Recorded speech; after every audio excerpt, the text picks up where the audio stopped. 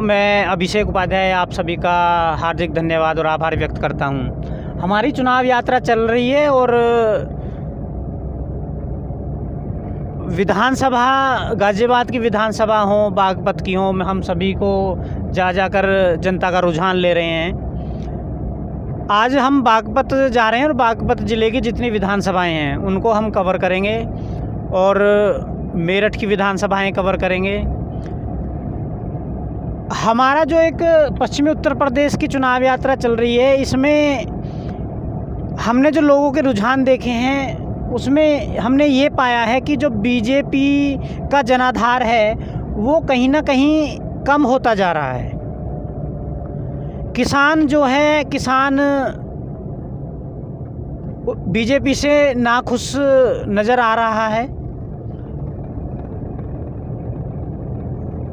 बात करें जो लखीमपुर खीरी जैसी घटना से किसान बहुत नाराज़ है और वहाँ जो एक मंत्री हैं अजय सिंह मिश्र टेनी, उनकी किसानों ने बड़ी ज़ोर शोर से बर्खास्त की मांग की है, लेकिन उनको अभी बर्खास्त नहीं किया गया है। बात करें हम बागपत की, तो बागपत में जैसा हमारा सर्वे हुआ है यहाँ पर आरएलडी का ज़्यादा दबदबा हमें नज़र आ रहा है और बीजेपी कहीं ना कहीं पिछड़ गई है। अब उसके जो भी कारण हों ये तो जनता जानती है, जनता महसूस करती है। हमने रटोल भी हम लोगों से मिले, रटोल में भी लोगों ने आरएलडी का ही जो है जोर बताया है, वर्चस्व बताया है।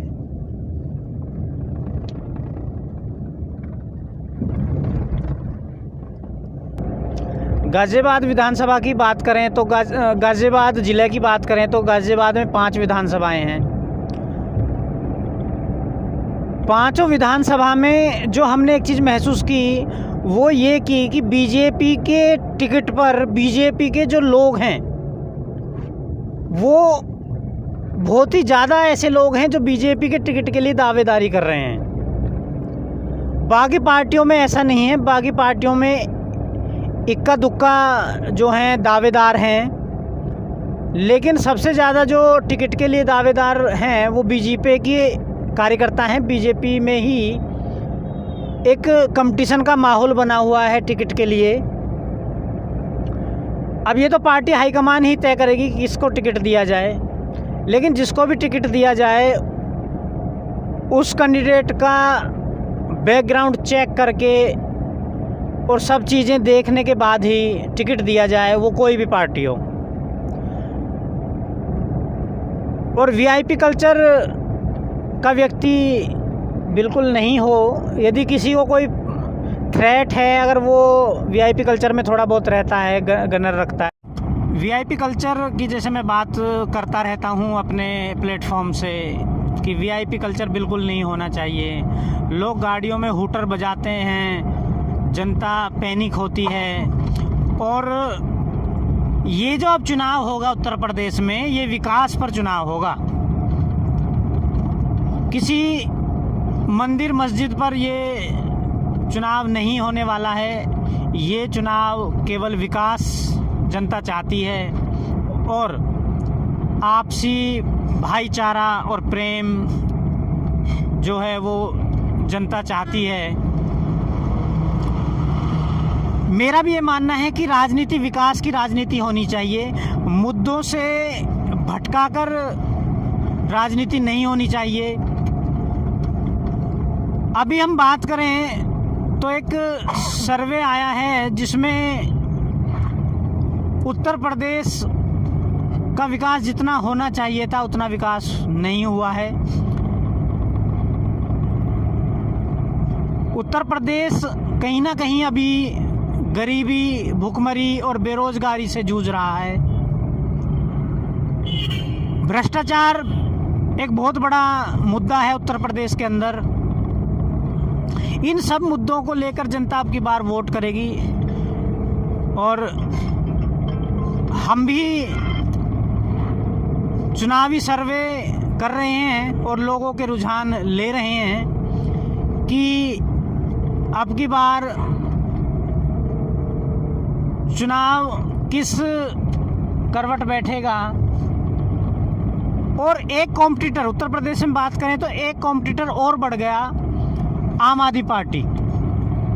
आम आदमी पार्टी जैसा कि कह रही है कि जो सुविधाएं हमने दिल्ली में दे रखी हैं वही सुविधाएं हम उत्तर प्रदेश में भी देंगे, फ्री, पानी फ्री, बिजली फ्री, और अब तक का जितना बिल किसानों का बकाया है वो सारा का सारा बिल माफ़ कर दिया जाएगा। और बिल माफ़ के साथ साथ किसानों की जो समस्याएं हैं, वो गन्ना भुगतान को लेकर हों या और कोई समस्याएं हों, उनको भी पूरा करने के लिए आम आदमी पार्टी ने कहा है। बीजेपी जब सत्ता में आ रही थी, पिछले चुनाव की मैं बात कर रहा हूं, तो बीजेपी ने कई अपनी चुनावी घोषणाएं की, जिस घोषणा में उन्होंने शिक्षा मित्रों का भी जिक्र किया था और शिक्षा मित्रों से एक वादा किया था, यदि बीजेपी सत्ता में आती है तो शिक्षा मित्रों का मानदेय बढ़ाया जाएगा और उन्हें रेगुलर टीचर का दर्जा दिया जाएगा।